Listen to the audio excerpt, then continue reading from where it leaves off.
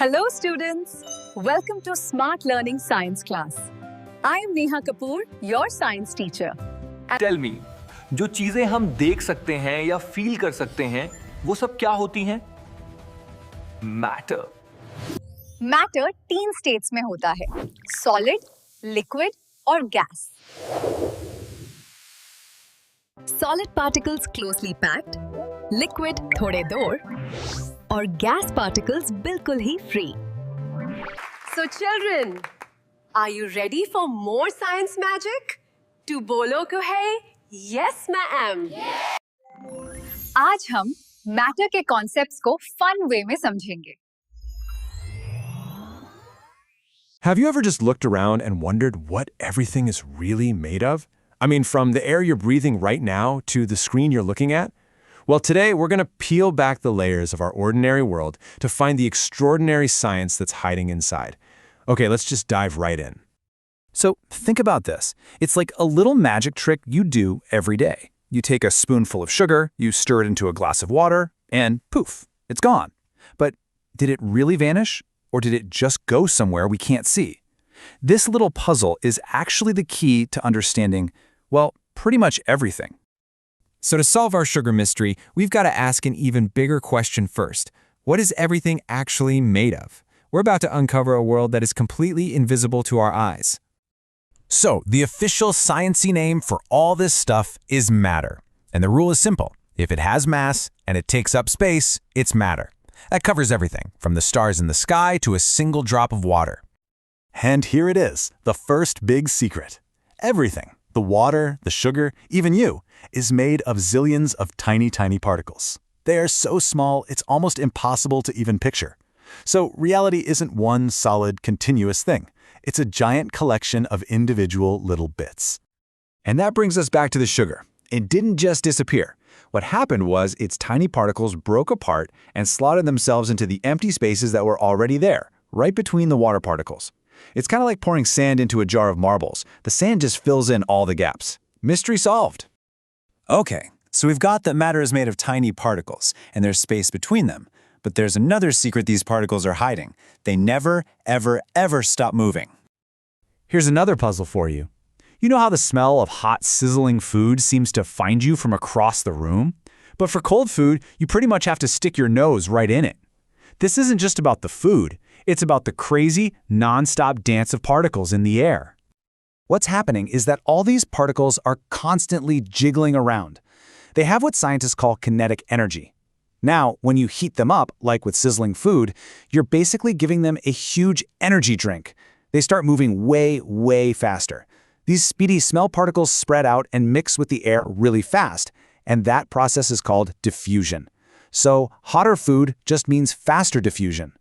So, these particles can be packed together really tight, or they can be flying all over the place. And this difference in their behavior gives matter its 3 main personalities, or as we call them in science, its 3 states: solid, liquid, and gas.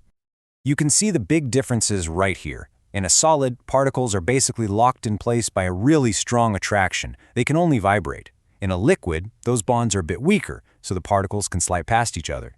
And a gas? It's a total free-for-all. The attraction is super weak and the particles are just zooming around randomly at high speeds. That's why a gas will always fill up whatever container you put it in. And this visual just makes it crystal clear, right? Look at that neat, ordered structure of the solid. Then the looser, flowing arrangement of the liquid.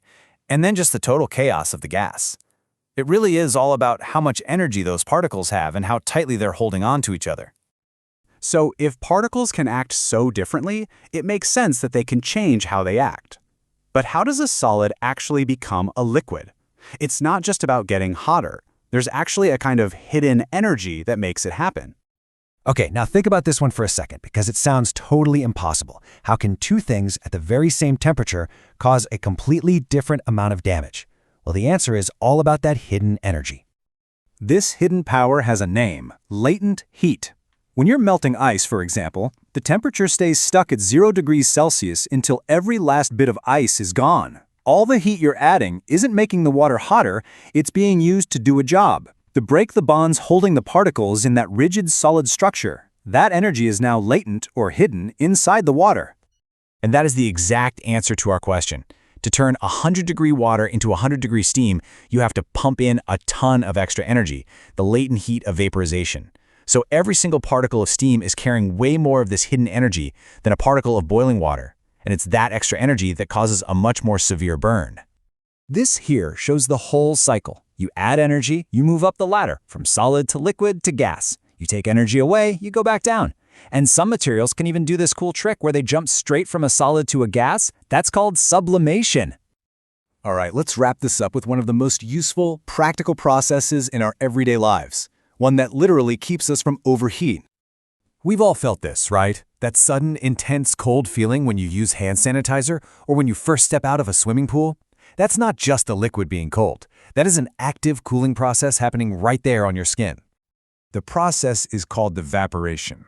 Now, unlike boiling, which happens all through a liquid at one specific temperature, evaporation only happens at the surface, and it can happen at pretty much any temperature. So here's the really important part. The most energetic particles right at the surface of the liquid actually suck up heat from their surroundings, in this case your skin, to get enough power to break free and escape as a gas. And when they leave and take that heat with them, the surface they left behind feels cooler. This is exactly why we sweat. It's our body's built-in cooling system, and it's why wearing cotton in the summer is such a good idea. Our body makes sweat, and as that sweat evaporates, it pulls heat away from our skin, cooling us down. Cotton is just fantastic at this because it absorbs the sweat and spreads it out over a larger area, which means it can evaporate even faster and more efficiently. It's like having your own personal air conditioner. So, we've seen how temperature and pressure are basically the puppet masters of matter here on Earth, deciding if something's a solid, a liquid, or a gas. But it kind of leaves you with one last big thought. What other bizarre, incredible states of matter, like plasma or things called Bose-Einstein condensates, might be forged out there in the unbelievable pressures and temperatures of stars and deep space? The science of our everyday world is really just the beginning. तो बच्चों, कैसी रही आज की हमारी class?